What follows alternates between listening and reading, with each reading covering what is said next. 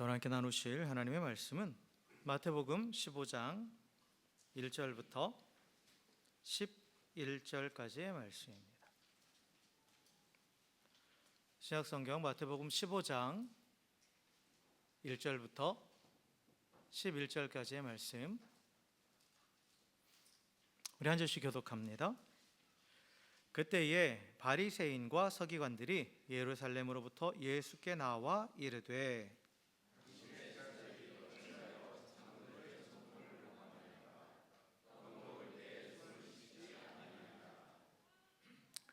대답하여 이르시되 너희는 어찌하여 너희의 전통으로 하나님의 계명을 범하느냐?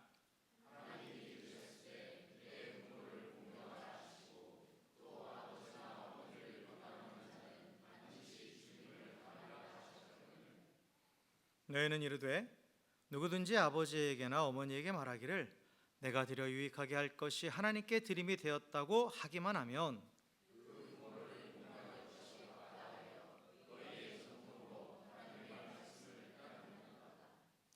외식하는 자들아, 이사야가 너희에 관하여 잘 예언하였도다. 일러스되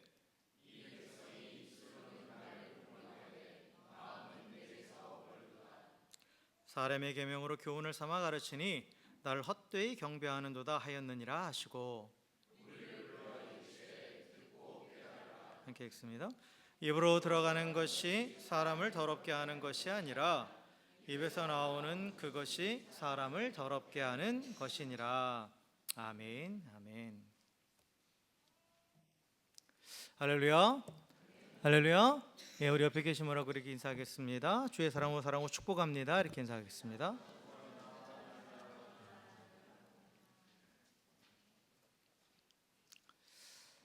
네. 우리가 오늘 읽은 이 마태복음 이 15장 말씀은 이렇게 시작하고 있죠. 예루살렘에서 온 바리새인과 서기관들이 예수님과 또 예수님의 제자를 향해서 비난하는 말로 시작하고 있습니다. 그러니까 예수님은 열심히 사역을 하고 계시고 병든 자도 고치시고 하나님 나라 복음도 가르치시고 또 여러 가지 사역을 하고 계신데, 그 예수님의 소문을 듣고 예수님 앞에 나와서 예수님이 어떤 분이신지 고백하며 또 그 앞에 엎드리기보다는 그저 눈에 보이는 어떠한 행동들을 트집 잡기 위해서 일부러 왔다라는 거예요. 일부러. 그래서 그들이 그 예수님과 그 제자들 향해서 비난을 쏟아내는데, 그 비난한 이유가 뭐냐면 예수님의 제자들이 음식을 먹기 전에 장로들의 전통을 따라서 손을 씻지 않았다라는 거예요. 그래서 이 논쟁의 발단은 뭐냐면 손을 씻지 않은 거예요. 그러니까 우리가 흔히 생각하는 위생상의 문제를 따진 거는 아니겠죠? 그렇죠? 위생상의 문제를 따지는 게 아니죠. 사실 위생상의 문제도 있어요. 왜냐하면 이 팔레스타인 지역은 먼지가 많고 모래 사막 지역이니까, 그죠? 그러니까 모래가 많은 그런 지역이기 때문에 당연히 음식을 손으로 먹기 전에, 그들은 이제 음식을 손으로 먹었단 말이에요. 우리처럼 이렇게 숟가락이나 이런 걸 쓴 게 아니라 손으로 집어 먹었기 때문에 당연히 손을 씻는 것은 일상의 당연한 지혜였죠. 그런데 오늘 이 예수님을 비난하는 종교 지도자들은 그러한 위생을 문제를 걸고 넘어간 게 아니라 이 씻지 않은 손을 뭐로 봤냐면 율법을 어긴 부정한 손이다 라고 그렇게 규정하면서 비난했다라는 거예요.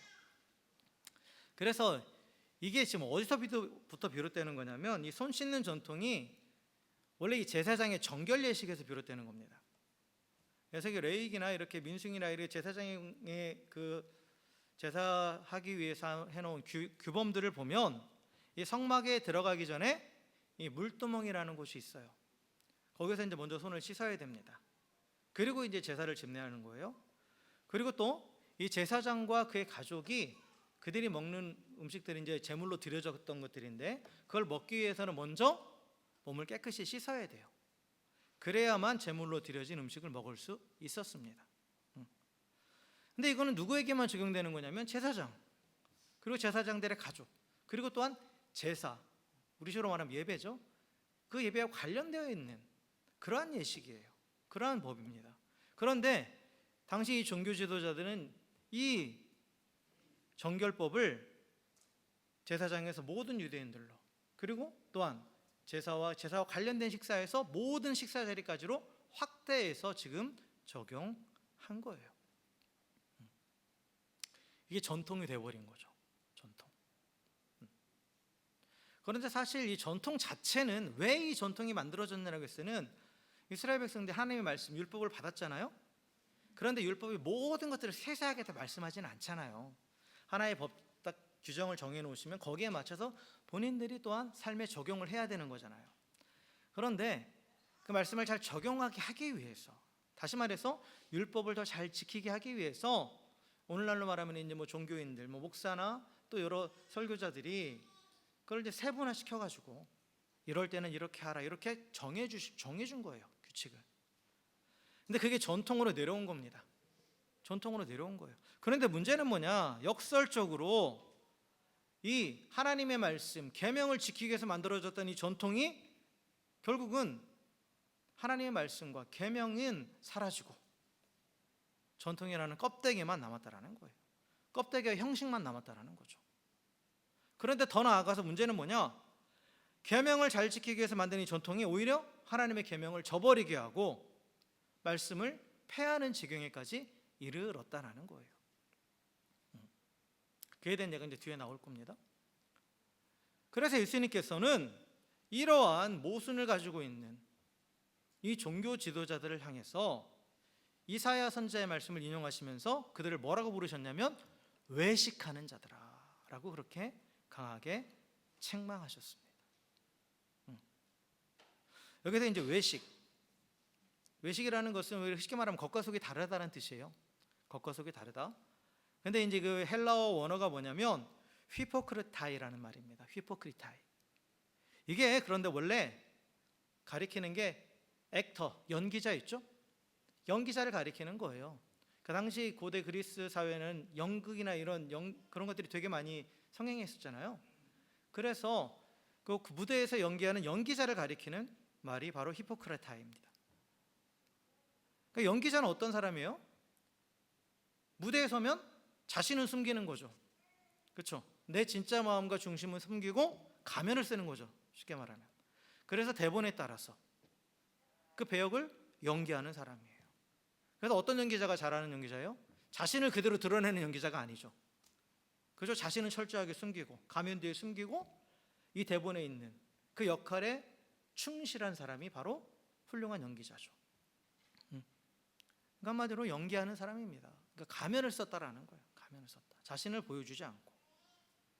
그런데 예수님께서 이 종교 지도자들을 향해서 외식하는 자라고 했다라는 것은, 연기자들이라고 했다라는 것은 이들이 실제 마음은 하나님으로부터 멀어져 있었다라는 거예요. 이사야서의 말씀처럼. 그런데 입술로는 하나님을 공경한다 하고, 그리고 또 눈에 보이는 종교 의식을 거룩하게 행하는데 그 모습이 마치 가면을 쓰고 무대 위에서 연기하는 연기자들과 같았다라는 거예요. 사람의 눈은 속이죠. 그렇죠? 그래서 우리는 드라마나 이런 거 보면 이입되는 게 뭐예요? 그 연기자들이 그 연기하는 모습을 보면서 그 사람이 그 연기자가 그 캐릭터와 동화되는 것을 보면서 우리가 거기 이입을 하는 거잖아요. 그러니까 사람의 눈을 속이는 거예요. 하지만 중심을 보시는 하나님은 절대 속일 수 없는 거죠. 그러니까 예수님은 그 본질을 꿰뚫어 보시면서 너는 지금 연기하고 있다라고. 그래서 예수님 앞에 나와서 율법을 또 전통을 들먹이는 그들을 향해서 정말 너희들이 중심으로 하나님 말씀을 따르느냐? 아니다.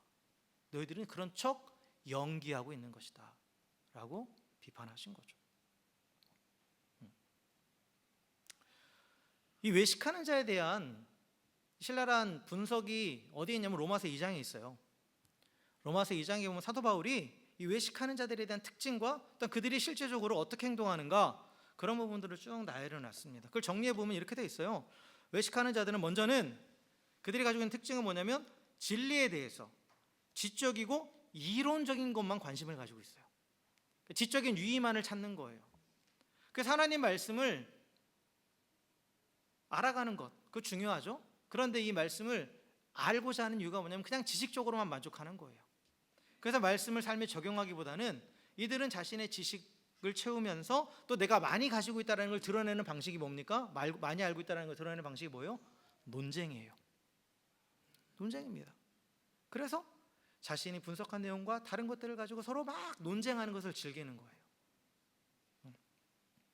그래서 말씀을 삶에 실제로 적용하는 것보다는 그저 그냥 연구하고 분석하고 그리고 그런 것들을 서로 논쟁하는 것, 그것을 큰 즐거움으로 여겼다라는 겁니다. 그리고 또한 바울은 이들을 향해서 이들의 특징을 또 뭐라고 말하냐면, 두 번째로는 영적인 교만과 자만심에 빠져 있다라는 거예요. 그러니까 스스로 완벽하고 선한 사람이라고 굳게 믿고 있는 거예요, 자기를. 나는 모든 걸 다 안다고 착각하는 겁니다. 그러니까 스스로도 검증하려고 하지 않아요. 그래서 결국은 어디까지 이어지냐면 하나님의 검증도 필요치 않은 거예요. 그러니까 하나님을 향한 두려움이 없는 거죠. 철저하게 자신을 믿는, 자신의 지식과 생각을 믿고 있다라는 거죠. 그런 자기 신뢰로 가득 차 있다라는 거예요. 그래서 이런 특성이 실질적으로 이제 행동이 나타나는데 이들의 행동이 되게 모순적이라는 거예요. 그래서 다른 사람들은 부지런히 가르쳐요. 아는 게 많으니까 부지런히 가르치긴 해요. 그런데 자기는 안 가르치는 거예요. 그러니까 다른 사람에게 들이대는 잣대를 나에겐 들이대지 않는 거죠. 자기는 그대로 내버려 두는 겁니다. 그리고 그러다 보니까 남들에게는 하지 말라고 말하고 또 그들이 뭔가 범한 것에 대해서는 날카롭게 정죄합니다. 그런데 정작 그 삶에서 그와 똑같은 죄를, 그보다 더한 것을 은밀하게 저지르고 있다라는 거예요.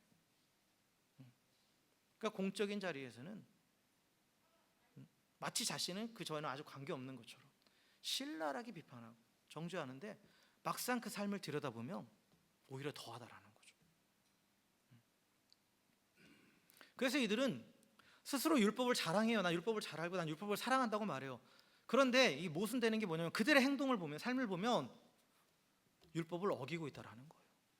그래서 내가 율법을 지킴으로 하나님을 사랑한다고 말은 하는데 오히려 율법을 어김으로써 하나님의 이름을 모독하고 있다라는 거예요. 그래서 다 알고 있고 다른 사람을 내가 인도할 수 있다라고 그러는데 실상은 진리를 짓밟으면서 하나님의 영광을 가리고, 그래서 주님이 이들을 향해서 소경이 되어가지고 다른 사람을 인도하고 있다라고 그렇게 말씀하는 그런 지경에 이르게 되었다라는 거죠. 그래서 예수님께서 이러한 종교 지도자들의 특징과 모순된 모습을 단적으로 드러내는, 그래서 오히려 전통을 강조하면서 오히려 하나님의 계명을 폐하는 예로 든 게 뭐냐면 고르반이라는 전통이 있습니다. 고르반. 이게 원래는 이제 히브리어에서부터 시작된 건데 헬라어로 표기하면 즉 코르반 이렇게 되는 거예요. 그래서 이 코르반이라는 말의 뜻이 뭐냐면 하나님께 드렸다, 하나님께 바친 물건, 예물, 그런 뜻입니다. 그래서 예수님께서 이 고르반에 대한 전통과 뭐를 연결시키시냐면 지금 십계명의 제5계명이 뭐죠? 네?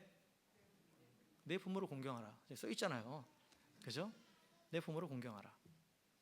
이 계명과 연결을 시키시면서 뭐라고 말하냐면, 먼저는 십계명의 제5계명은 내 부모를 공경하라, 이게 약속에 있는 첫 계명이라고 말씀하셨죠. 그렇죠? 모든 인간관계에서 가장 근본이 바로 부모와의 관계라는 거예요. 사실 1계명부터 4계명까지는 하나님과 관계에 대한 계명이죠. 5계명부터 10계명까지는 인간관계에 관한 계명이고, 물론 10계명은 결국은 다시 우상으로 연결되지만 어쨌든 간에 모든 인간관계의 가장 근본적인 출발점은 부모와 자식 간의 관계잖아요. 그렇죠? 거기서부터 시작하는 거예요. 그 관계가 없는 사람은 없잖아요. 그래서 이 부모를 공경하라는 것, 그렇게 명령하고, 율법은 그래서 부모를 부양하고 돌보는 것이 자녀의 의무다, 당연한 의무다라고 규정해요. 그리고 또한 부모를 비방하는 자나 하거나 저주하면 어떻게 하라? 반드시 죽여라 라고 말해요. 왜냐하면 부모는 하나님과 나를 연결시켜주는 그 관계의 연결점이기 때문에 결국 부모를 비방하는 것은 곧 하나님을 비방하는 것이 되니까. 그래서 부모 공경을 가장 강조하고 있습니다. 인간관계에 있어서 가장 첫 번째 계명으로. 그런데 계명을 너무나 잘 아는 이 바리새인과 서기관들, 종교 지도자들이 이 계명을 교묘하게 빠져나갈 전통을 하나 만들어낸 게 있어요. 근데 고르반이라는 전통은 원래는 좋은 전통입니다. 이것도 내게 있는 것 하나님께 드린다라는 거예요. 자신의 것을 헌신하는 게 얼마나 귀한 거예요. 예물로 드린다라는 거. 그런데 이게 어떻게 이걸 가지고 제5계명을 변질시켰냐면, 자신의 원하는 바를 이루기 위해서 어떻게 변질시켰냐면, 내가 부모를 봉양하기 위해서 물론 물질도 드려야 되고 재산도 드려야 되잖아요. 그런데 그걸 드리기 싫으면 뭐라고 선언하냐면 이것은 하나님께 드린 것이다. 고르반, 하나님께 드린 예물이다 라고 선포하는 거예요. 그러면 그 예물은 더 이상 손대지 못해요. 그 재물은 더 이상 손대지 못합니다. 그래서 내가 아무리 많은 돈을 갖고 있더라도 그걸 내가 하나님께 드렸다고 선언하기만 하면 그걸 가지고 부모를 봉양하지 않아도 된다라고 그렇게 얘기한 거예요. 왜요? 하나님께 드린 거니까. 부모보다 하나님이 더 중요하니까. 근데 여기서 또 되게 웃긴 게 뭐냐면 하나님께 드렸다라고 선언한 그 즉시 그 재물을 드리는 게 아니에요. 선언만 하는 거예요. 선언만 하고 그냥 우리식으로 표현하면 이제 근저당권을 설정을 해놓는 거예요. 내 마음대로 처분할 수 없다. 그러니까 내가 부모를 공경하고 싶은데 우리 부모의 어려움을 보면서 물질로 뭔가 도움을 드리고 싶지만 이건 다 묶여있는 거다 이거예요. 하나님께 드려주기로 약속한 예물이기 때문에 손을 댈 수 없다. 그래서 안타깝지만 드리지 못한다. 이렇게 핑계를 대는 거죠. 그러니까 여전히 그 재산은 소유권은 자기한테 있는 거예요. 여전히. 그리고 더 악랄한 건 뭐냐? 나중에 부모님이 돌아가시잖아요. 그러면 일정 금액을 지불하고 고르반 서약을 해지했습니다. 그래도 되는 거예요. 그러니까 완전히 다시 자기 소유가 되는 거예요. 예를 들어서 자기에게 있는 뭐 재산, 뭐 자산이 뭐 한 10억 있다. 그럼 난 이거 하나님께 드리는 거야. 10억을 딱 그렇게 선언을 해놔요. 선언을 해놓습니다. 그러니까 이걸 가지고 뭐 이웃도 뭐 돌보는 것도 안 되고 부모 돌보는 것도 안 되고 누구에게도 이걸 쓸 수 없는 거예요. 근데 그렇게 킵하고 있다가 자기가 필요한 때 그리고 더 이상 그런 의무감이 사라졌을 때 일정 금액, 뭐 예를 들어서 한 1,000만 원 딱 내고 그 서약을 해지해 버리는 거예요. 그럼 자기는 그대로 고스란히 그 몫을 자기 몫으로 사용할 수 있게 되는 거죠. 실제로 그렇게 했다라는 거예요. 그러니까 전통, 고르반이라는 전통을 이용해서 그걸 악용해서 부모를 공경하라는 계명을 어떻게 한 거예요? 완전히 뭉개버린 거죠. 그러니까 원래 고르반은 거룩한 맹세입니다.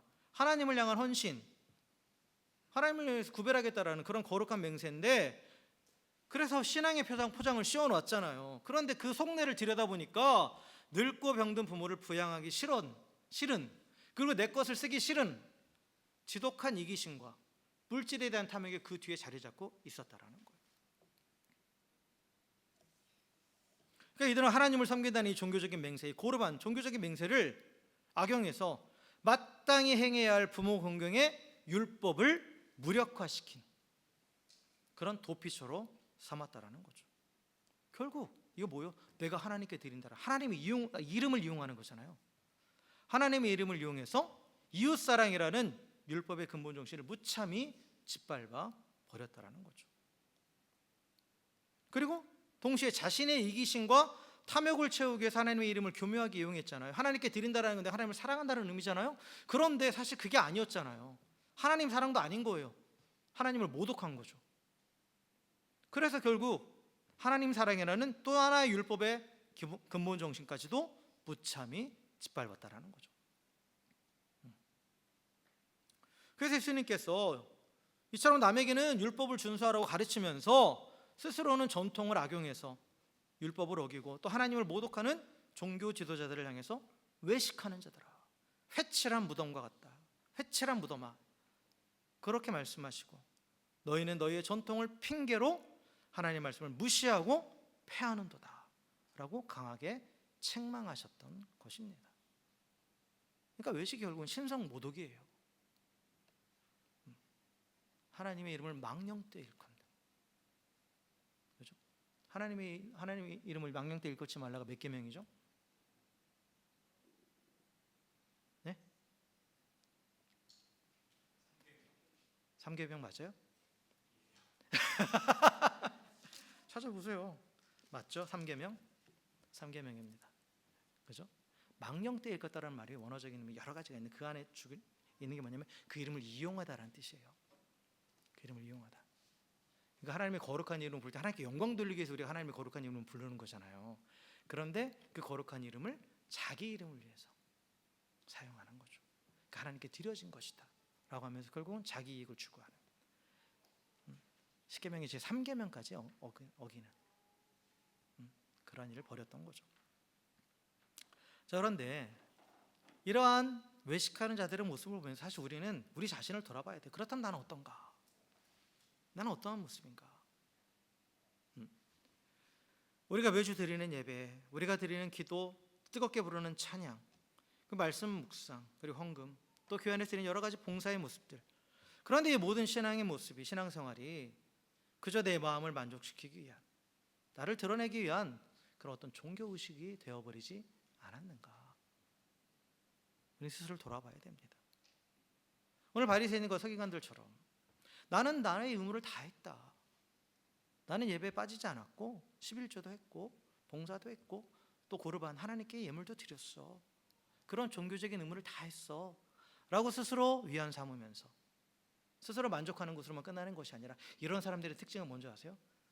다른 사람을 정죄합니다. 나는 이만큼 했는데 너는 뭐니? 라는 거죠. 그래서 다른 형제자매들 함부로 비난하고 정죄하고 있지 않습니까? 그런 예가 또 예수님의 비유 가운데 나오죠. 성전에서 기도하는 두 사람, 바리새인의 기도와 세리의 기도가 나오잖아요. 바리새인은 어떻게 기도합니까? 내가 뭐 했습니다, 하나님께 뭐 했습니다, 11조도 했습니다, 뭣도 했습니다, 뭣도 했습니다, 뭣도 했습니다 하고, 저는 죄와는 달라요.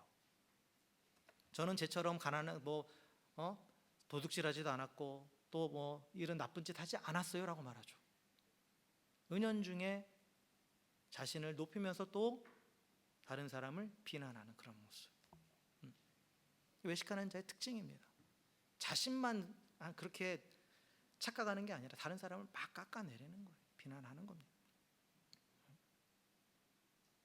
혹시나 우리에게 이런 모습이 있다면 우리 역시 그러면 이 교회라는 무대, 예배당이라는 무대에서 거룩한 그리스도인인 척 연기하고 있는 연기자일 뿐이라는 거예요. 예배드리는 그 모습도 하나의 연기가 될 수 있는 거죠.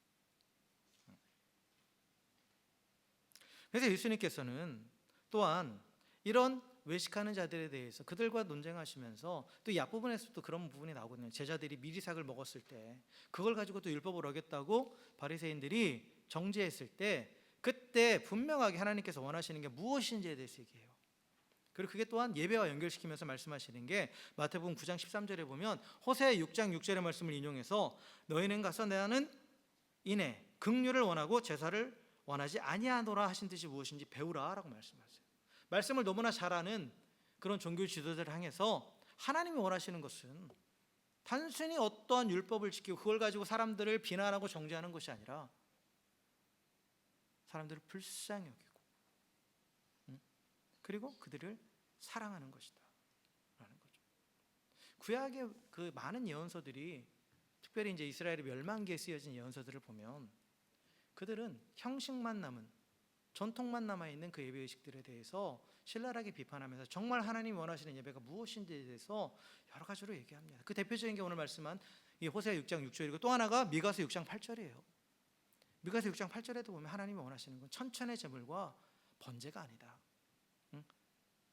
하나님의 말씀은 하나님이 원하시는 기쁘게 받으시는 참된 예배는 하나님을 제대로 알고 공의의 말씀에 겸손히 순종하는 것이고, 함부로 남을 판단하는 자신 하나님의 마음으로 이웃을 긍휼히 여기고 섬기는 것이고, 겸손히 하나님과 동행하는 것이다 라고 그렇게 말씀하고 있습니다. 사람들은 겉으로 드러나는 나의 모습, 그럴싸한 종교적인 행동만 보고 판단하잖아요.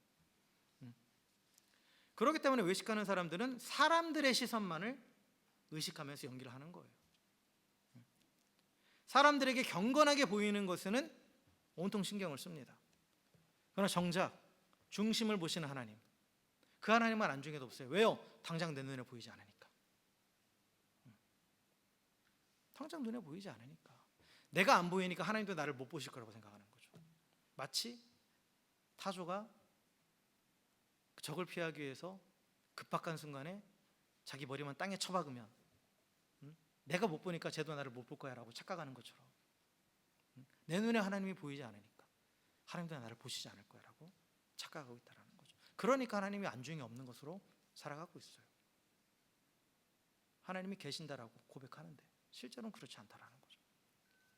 그리고 나가서 나의 뜻을 하나님의 뜻으로 교묘하게 포장해서 사람들의 눈을 속이고 하나님의 이름을 이용해서 자기의 유익을 추구한다라는 거예요. 그러나 중심을 보시는 하나님, 우리 마음의 깊은 것까지 다 낱낱이 들여다보시는 하나님이 결코 속일 수 없습니다. 마지막 날 하나님 앞에서 이 모든 게 다 드러난다라고 되어 있어요. 성경 우리에게 분명히 말씀하고 있습니다. 마지막 날 죄가 너희를 따라온다라는 표현이 나와요. 디모데 전서인가 후서인가 하여튼 보면 마지막 날 죄가 따라온대요. 이건 되게 무서운 말입니다. 죄가 앞서가는 건 괜찮아요. 죄가 먼저 드러났다는 의미예요. 먼저 드러난 죄는 회개할 기회가 있어요. 그런데 마지막 심판대 앞에 하나님 앞에 섰는데 죄가 나를 따라온대요. 그때서 드러난다는 거예요. 그것은 해결할 수 없습니다. 마지막 날 하나님 앞에 섰을 때 낱낱이 드러났을 때 그 죄에 대해서 누구도 피할 수 없는 영원하고 준엄한 심판이 기다리고 있다라는 거죠. 그래서 우리는 외식하는 자가 되지 않도록 항상 깨어서 자신을 돌아봐야 돼요. 그래서 우리가 회복해야 되는 정신이 뭐냐? 바로 코람데오입니다.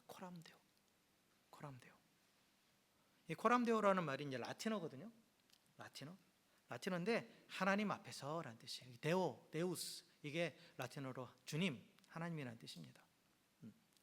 그래서 하나님 앞에서라는 거예요. 비록 눈에는 보이지 않지만 온 우주에 충만히 계신 하나님, 그리고 성경의 말씀대로 무엇보다도 우리 안에 계신 하나님, 그 하나님을 늘 인식하는 거예요.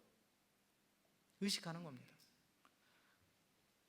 그래서 사람의 눈이 아닌 오직 하나님의 눈앞에서 진실하게 살아가는 것, 이게 바로 코람데오의 삶의 모습입니다. 보이지 않는 하나님을 보이는 분으로 여기는 거죠. 외식하는 자는 예배를 드릴 때에도 사람을 의식하면서 종교적인 행위를 하지만 코람데오의 삶을 사는 사람은 중심으로 하나님께 나아가 그 앞에서 정직하게 반응합니다. 꾸미지 않아요, 절대로. 중심 없이 형식만 갖춰져 있고 꾸며진 종교 행위는 결코 온전한 예배가 될 수 없습니다. 마음이 없는 예배는 연기일 뿐이에요. 하나님 모습이 그냥 연기입니다. 잘 짜여진 드라마죠. 그 중심의 진실함이 없는 예배자는 연기자일 뿐입니다. 그래서 우리가 아무리 입술로 뜨겁게 찬양하고 열정적으로 신앙을 고백한다 할지라도 우리 중심으로 그 말씀에 순종하는 삶, 그러함으로 인해서 일어나는 삶의 변화가 없다면 그런 열정적인 예배도 그냥 한낱 종교 행사일 뿐이에요. 하나의 콘서트가 될 수도 있어요. 그래서 하나님은 자기 영광을 위해서 하나님을 이용하는 연기자가 아니라 하나님의 영광을 위해서 자신의 전부를 드리는 예배자를 기뻐하십니다. 항상 온전하고 진실한 마음으로 하나님 앞에 살아가는 그 예배자를 영화롭게 하시고 그를 통해서 하나님의 영광을 세상에 나타내십니다. 그래서 마음의 신실함을 보시는 하나님, 우리는 그 하나님 앞에서 정직하게 있는 모습 그대로 다 내어드리면서 나아가는 그런 예배자로 설 때 진정 하나님이 임하시고 그리고 또한 하나님의 영광이 우리를 통해서 나타나게 되는 것입니다. 그리고 그거 진정 정결한 삶이에요. 어떤 종교의식을 열심히 해서 정결해지는 게 아니라 정말 정직하게 하나님 앞에 나아가서 또 나의 모든 걸 내려놓고 주님과 교제하는 삶, 그게 정말 정결한 삶이죠. 자, 말씀을 정리하겠습니다. 하나님은 중심이 없는 이 껍데기뿐인 종교의식을 결코 원하지 않으십니다. 종교적인 활동을 열심히 한다고 해서 내 신앙이 더 좋다고 착각해서는 안 돼요. 가장 불쌍한 사람이 이렇게 착각하는 사람입니다. 가끔 죄에 넘어지는 것보다 훨씬 더 심각하고 치명적인 것이 바로 이 외식에 빠지는 거예요. 왜냐하면 죄에 빠진 자는 찔림을 받고 회개할 수 있죠. 그럼 외식하는 자는 스스로 의롭다고 굳게 믿기 때문에 단단히 굳어져 있어서 찔러도 느낌이 없어요. 그러니까 자신의 상태를 자각하지 못하는 거예요. 찔림이 없으니까 회개도 일어나지 않죠. 회개가 없으니까 결국은 심판받는 거예요. 그래서 제가 여러 번 말씀드리잖아요. 가장 불쌍한 사람이 어떤 사람이냐, 가장 심각한 사람이 어떤 사람이냐. 스스로 의롭다 여기지만 실제는 아닌 사람이에요. 스스로 죄인이라 여기는 사람은 하나님 앞에 나아가서 하나님의 자비를 구하게 되겠죠. 그리고 스스로 죄인이라 여기고 하나님도 필요 없다는 사람은 자기 주관대로 가는 거예요. 그런데 정말 문제는 뭐냐? 스스로를 의인으로 여기는데 정작 그렇지 않은 사람. 그럼 마지막 날 어떻게 할 거예요? 최후의 심판에 관한 여러 가지 예수님 비유 가운데 그게 나오잖아요. 양과 염소의 심판. 예수님께서 말씀하시죠. 염소, 멸망받을 심판을 받을 사람들을 향해서 나는 너희들 모르겠다. 근데 그들이 뭐라고 말해요? 주여, 내가 주의 이름으로 모두 했습니다. 놀라운 기적을 행했어요. 그 사람들 말 들어보면 귀신도 쫓아내고 병든 자도 고치고 다 했대요. 근데 예수님이 뭐라고 말씀하세요? 나는 너희 모르겠다. 왜냐? 말씀대로 살지 않았다라는 거예요.